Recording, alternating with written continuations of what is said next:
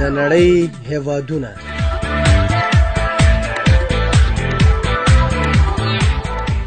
د نړۍ هېوادونه یوه معلوماتي او په زړه پورې خپرونه.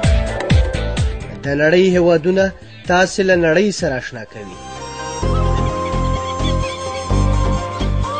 دغه خپرونه تاسو د نړۍ د جغرافیوي، تاریخي، سیاسي، اقتصادي او فرهنګي بهیره خبروي.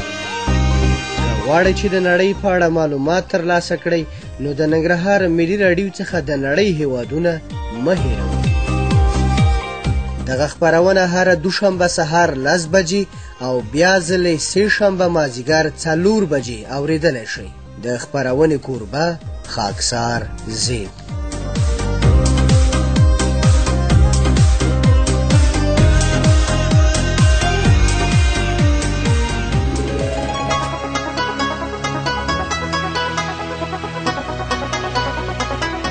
د ننګرهار د ملي راډیو ګران اوریدونکو سلامونه، احترامات مې قبول کړئ. خاکسار احمد زیب یم. یو ځل بیا درته د نړۍ د هېوادونو په خپرونه کې هرکلی کوم. په دې تمه چې روغ جوړ خوشحاله اوسئ او تېره خپرونه ستاسو د خوښۍ وړ ګرځېدلې وي. په تېره خپرونه کې تاسو د دومینیکن هېواد په باره کې معلومات واورېده، خو په نننۍ خپرونه کې به تاسو ته ایکوادور هېواد وروپېژنم. کیدای شي ګران اوریدونکو چې تاسو د دې هېواد په باره کې معلومات هم لرئ، خو موږ د دې هېواد د تاریخي، سیاسي، اقتصادي او ټولنیزې پرمختیا په اړه معلومات درکوو. په دې تمه چې دا خپرونه راسره تر پایه واورئ.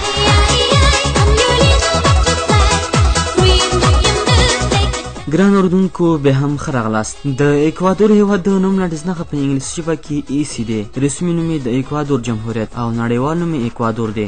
دا هېواد په لویدیځه نیمهکره، شمالي نیمهکره او جنوبي نیمهکره د ایکوادور هېواد د جنوبي امریکا په شمال لویدیځه برخه کې د استوا په کرښه د ارام د سمندر په څنډو کې د کولمبیا او پیرو هېوادونو ترمنځ د لویدیځ سهلبلد د 1 درجو، د جنوبي ارزوبلد د 15 درجو او د شمالي ارزوبلد د 1.5 درجو ترمنځ موقعیت لري.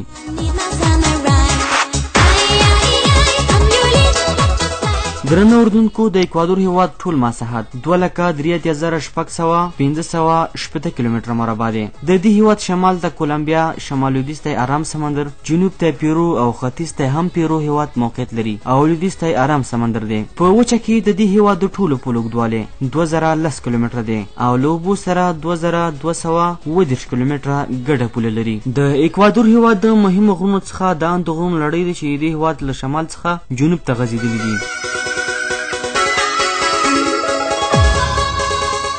ګران اوریدونکو د ایکوادور هېواد ستر سیندونه ټول د سیرا له سیمې څخه سرچینه اخلي او د اند د غرونو دواړو خواو ته بهیږي. د ایکوادور د غټ سیندونو څخه ګویاس، اګو اریکو، پاستازا، سامورا، دایولا، سانتیګو او سمر لادوس د دې هېواد د مهمو سیندونو څخه دي چې د دې هېواد د سیندونو څخه د دې هېواد په کرنه کې ډېره ګټه اخیستل کیږي.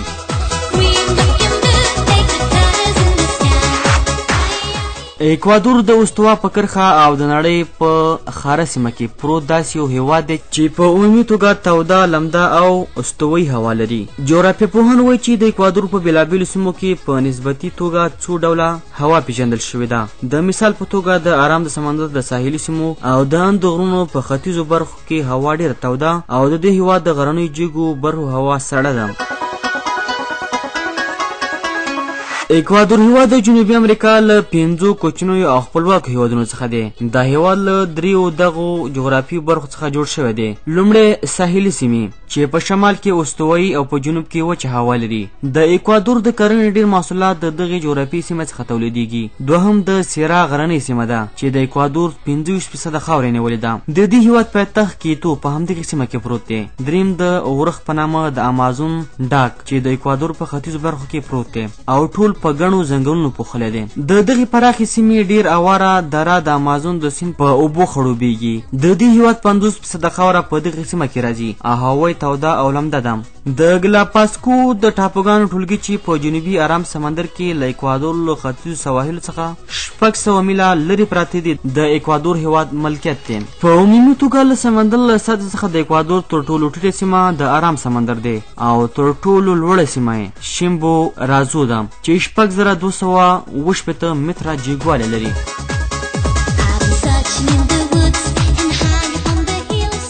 ګران اوریدونکو د اکوادور هیواد پایتخت د کیتو ښار دی. په دې هیواد کې په 1 کیلومتر مربع کې 40 نفر، په 1 میل مربع کې 223 نفر، په ښارونو کې 2.8% او په کلیوالو سیمو کې 38% اوسیدونکي ژوند کوي.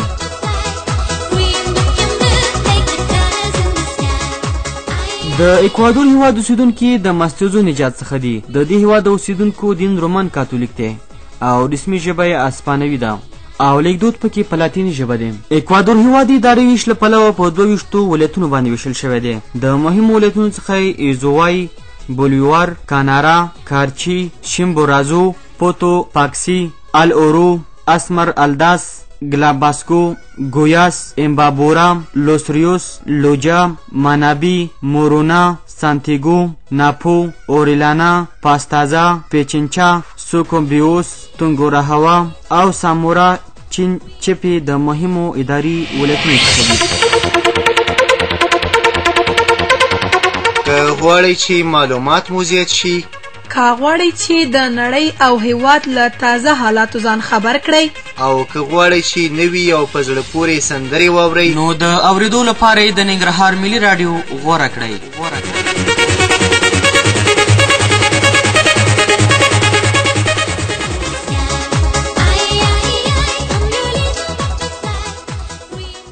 د اکوادور هیواد حکومت جمهوری دی. اکوادور نوی اساسي قانون په 1830 نافذ شوی دی. په دغه قانون باندې څو ځلې وروستۍ په 1898 د اګست په 10 نوې کتنه شوې ده.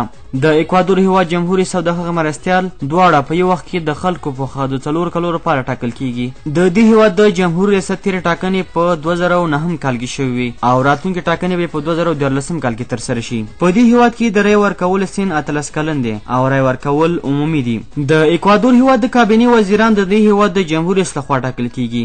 د اکوادور هیواد ملي کانګرس ولسي جرګه ټول 100 تنه غړي لري چې د دې هیواد 22 ګونو ولایتونو او ټولنیزو مؤسساتو لخوا پیژندل کیږي او 4 کاله کار کوي. د اکوادور هیواد د ولسي جرګې تیرې ټاکنې په 2010 کال کې شوې او راتلونکي ټاکنې به په 2014 کال کې ترسره شي. د اکوادور هیواد حقوقي نظام په مدني قوانینو ولاړ دی. ستره محکمه د دې هیواد تر ټولو لوړ قضایي ارګان دی. له دې وروسته په دې هیواد کې عالي محکمه او ولایتي سیمه محکمې راځي. د اکوادور هیواد د عدلیې د وزیر تر پاملرنې لاندې کار کوي. د اکوادور هیواد د خپلواکۍ ورځ 1322 د می 4 له اسپانیا څخه ده. ملي رخصتي د اګست 1809 هم د کیتو د ښار د خپلواکۍ کلیزه ده. دا هیواد په UN کې هم غړیتوب لري چې د غړیتوب نیټه 1955 د سپتمبر 21 ده.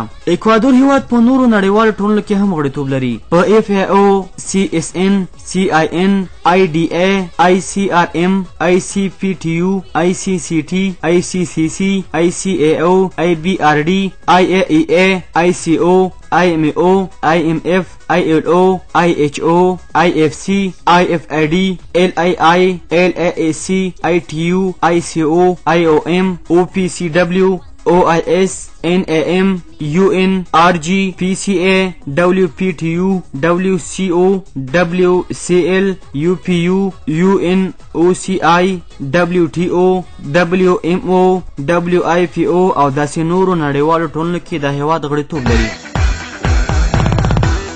دا نړۍ د هیوادونو خپرونه. دغه خپرونه په اونۍ کې 2 ځلې له ننګرهار ملي راډیو څخه اورېدلی شئ.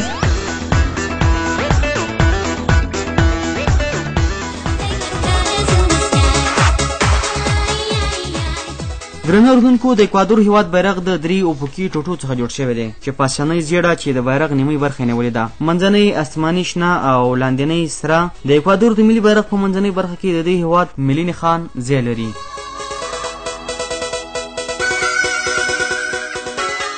درنو اوریدونکو، د خپرونې په دې برخه کې تاسو رابولو د اکوادور هیواد د تاریخي پیښو باره کې معلوماتو ته چې زموږ همکاره مرسل نوري به درته وړاندې کړي. د دې خپرونې اورېدل د ننګرهار ملي راډیو څخه په اونۍ کې 2 ځلې مه هېروئ.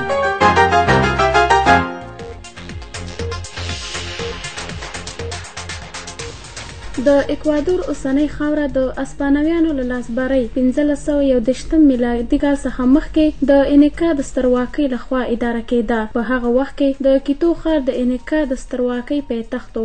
انیکایان له کال 1480 څخه مخکې سره یو موټی شول او ورو ورو یې د اکوادور د اوسني هیواد په جنوبي برخو او پیرو باندې خپله واکمني ټینګه کړه. په کال 1480 کې انیکایان د اکوادور له جنوب څخه د دغه هیواد د شمالي سیمو په لور وخوځېدل او د اوسني کولمبیا تر جنوب پولو پورې ورسېدل. په هغه وخت کې د انیکایانو پوځي مشر کاپاکو چې تر کال 1526 پورې د کیتو په ښار کې ځای په ځای و او د دغه ښار یې د خپلې پوځي واکمنۍ په مرکز بدل کړی و.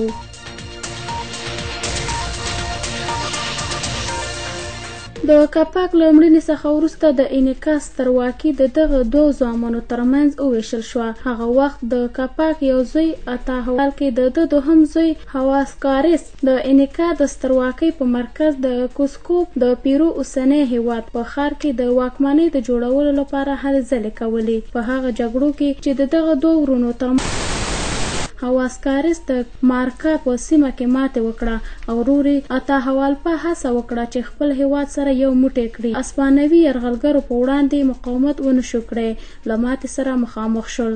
اسپانویانو په کال 1524 میلادي کې د فرانسیسکو پیرازو په مشرۍ د انیکا د سترواکۍ خاورو ته ننوتل او د کیتو ښار یې ونیو.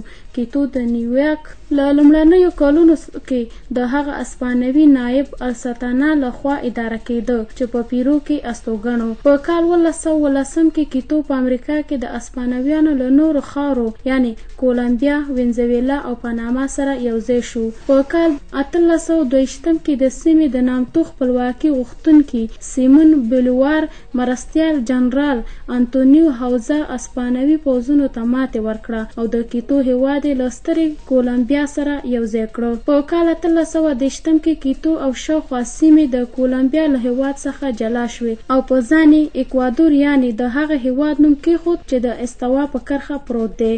اکوادور په کال 1830 کې د کالاباګوس ټاپوګان ونیول. اکوادور له کال 1942 څخه مخکې دومره یو لوی هیواد و چې 140,000 کیلومتره مربع مساحت یې درلود، خو ورو ورو یې د اشرافي نظام د حاکمیت د دولت د غلطو کړنلارو او پرله پسې جګړو له امله خپله ډیره خاوره له لاسه ورکړه او د دغه هیواد اوسنۍ پولې وټاکل شوې. هغه لیبرال غوښتون چې په کال 1395 کې په اکوادور کې د لوی الفارو په مشرۍ بریالی شو، د دغه هیواد د خلکو په زړونو کې مړاوي امیدونه بیرته راژوندي کړل او انقلابونو ډیر ژر د کلیساو ټولې ځمکې ملي کړې.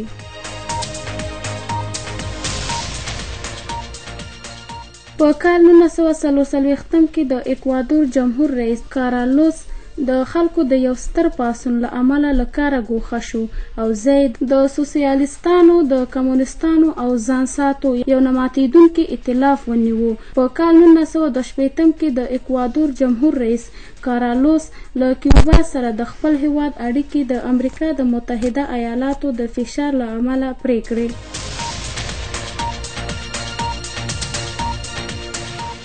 د تیرې پیړۍ په 80مه لسیزه کې تیلو د اکوادور د کرنیز توکو یعنی قهوه او کاکاو ځای ونیو. په همدغه لسیزه کې د دغه هیواد په سیاسي ژوندانه کې د بدلونونو په لړ کې جنرال ګیلرمو کوتتا وکړه او د هیواد قانوني جمهور رئیس یې له کاره ګوښه کړه. د جنرال ګیلرمو په وخت کې اکوادور د تیلو صادروونکي هیوادونو یا اوپک غړیتوب ترلاسه کړه او د دغه هیواد د ساحلي اوبو سور 350 کیلومتره ته پراخه شو. د اکوادور د کال 1990 د اګست میاشتې په ټاکنو کې ښاغلی رولداس د دغه هیواد د خلقي ځواکونو د پیوستون ګوند د مشر د خلکو رای وګټلې. د البانیا، چین او کیوبا سره د خپل هیواد سیاسي اړیکې بیرته راژوندۍ کړې او غوښتلې چې د امریکا د متحده ایالاتو د اغیز له کړۍ څخه بهر شي. د کال 1980 د جنوري په میاشت کې د اکوادور له پیرو ترمنځ 15 ورځنۍ جګړه پیښه شوه چې دواړه خواو ته یې ډیره درانده ځاني او مالي زیانونه واړول.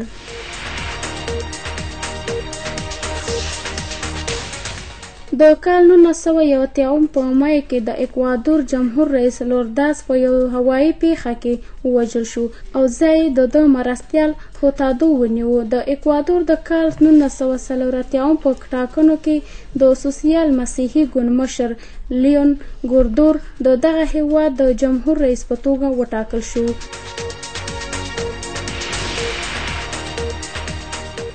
ګوردور چې د امریکای د متحده ایالاتو د وخت د جمهور رئیس ریګان له نږدې ملګرو څخه و، ژر له نیکاراګوا سره د خپل هیواد سیاسي اړیکې پرې کړې او د نیکاراګوا د دولت له وسلوالو مخالفینو ګونتراګان سره یې پراخه مرستې پیل کړې. په کال 1988 کې د اکوادور د سوسیال دیموکرات ګوند مشر رودریګو د دغه هیواد جمهور رئیس شو. 4 کاله وروسته د اکوادور د منځني ګڼ ائتلاف مشر سیکستو دوران د ده ځای ونیو. په کال 1995 کې د اکوادور او پیرو ترمنځ بیا وسلوالې ستونزې پیښې شوې. دغه ستونزې د دواړو هیوادونو د ګډو پولو په اوږدو کې د داسې یو سیمې د مالکیت په سر راپورته شوې وې چې حقوقي وضع یې پوره روښانه نه وه او د تیلو او یورانیمو غټې زیرمې پکې موندل شوې وې.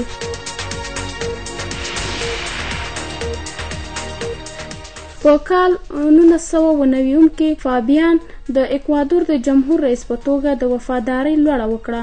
یو کال وروسته د دغه هیواد په اساسي قانون کې وروستي بدلونونه تصویب شول. په کال 1998 کې ماهوات د خلکو ډېرې رایې وګټلې او د هیواد د جمهور رئیس په توګه وټاکل شو. له بده مرغه د خلکو غوښتنو ته په درنه سترګه ونه کتل. ورانوونکې تګلاره یې غوره کړه. د هیواد د ملي پیسو بیه راپرېوته، نرخونه وختل، وزګارتیا ډېره شوه او خلک یو ستر پاڅون ته اړ شول. د کال 2000 په جنورۍ کې د اکوادور 100,000 محصلین، کارګران او اندا چې تیری او پوځیان د کیتو په ښار کې د ولسي جرګې او ځینو وزارتونو په ودانیو وروختل او د جمهور رئیس استعفا یې وغوښته. د دغه اخوډه په پای کې جمهور رئیس ماهوات له کاره استعفا وکړه او ځای د ده مرستیال ګوستاو نیوو ونیو. د اکوادور د کال 2002 د اکتوبر په ټاکنو کې ګڼ اړخي لوسیو د دغه هیواد د خلکو 58.1% رای وګټلې او پخواني موقتي جمهور رئیس یا د اکوادور تر ټولو شتمن پانګوال ګوستاو نیوو ته یې کلکه ماتې ورکړه.